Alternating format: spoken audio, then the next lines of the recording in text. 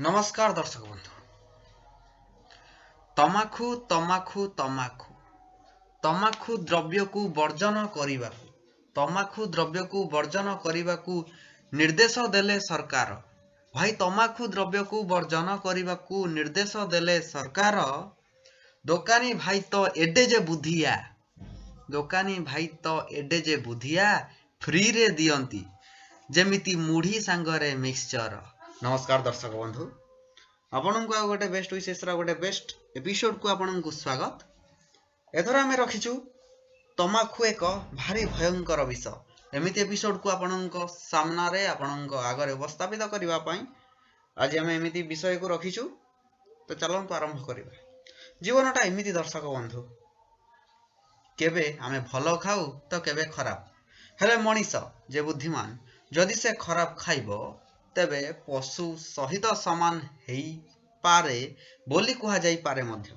ताल चलंतु विषय आरंभ करिबा। तमाखु एक विषाक्त गछ।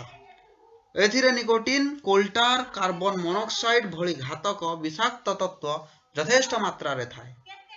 आमे समस्त जानिछु मध्य एही विष जत सामान्य परिमाण रे शरीर मध्य रे रहिले बा शरीर भितरे रहिले मंदाग्नि, रक्तचाप, काश, श्वास, अनिद्रा, मधुमेह भली भयंकर रोग मध्य उत्पन्न हेई पारे एवं उत्पन्न हेबार अधिकांश संभावना मध्य रहिछि।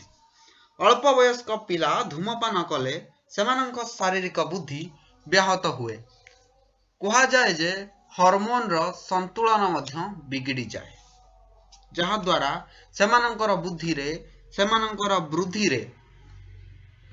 रे एवं वृद्धि रे परिवर्तन देखा जाए।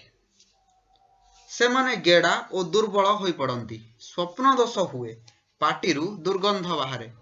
रक्तरे तमाखुर विष मिसिबा फलरे बथ, जादू, काछु, कुंडिया भली रोग मध्य देखा जाए। तथापि मनीष ए सबु जानिबा सत्वे मध्य पैकेट रे खोल रे एमिति रोगर तमाखु कजेस कैंसर, तमाखु सेवन द्वारा कर्कट रोग हुए एकथा जानी मध्य अशिक्षित भली आमे ताकू देखू एवं पाटी रे ढालिबा परे हाथ को हाथ मध्य रे से पैकेट को पुरेई टिक्का मारिबा परी मारी देऊ, काले रोग चली जीवो।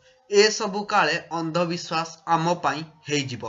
दर्शक बंधु, मु भाबुछि आपण ए कथा को हृदयंगम करिवे एवं आशा ए जीवन पथर सुंदर मार्ग रे आपण निजको आगे नेबे एवं निशा मध्य छाड़ी देबे। दर्शक बंधु, अनेक तो आमे खाई दउछु, हेले पैसा संचिबा कथा आरथर को आमे भाबी परिबा। तमाखु केमिति आमर पैसा व्यय करुछि अलगा आउ गोटे वीडियो रे आमे निश्चय देखा हबा एवं से विषय रे कथा हबा। आशा आपण जदि वीडियो को लाइक करने को चाहती तेबे लाइक बटन ने क्लिक करंतु। अनलाइक करने को चाहिए मध्य आमे हृदयंगम करिवु, अनलाइक करंतु एवं सब्सक्राइब करने को आदौ भूलिबे नाही।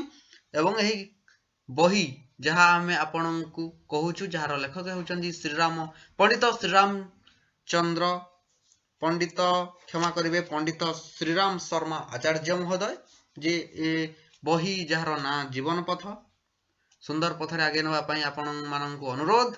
सेदेबळे पर्यंत नमस्कार।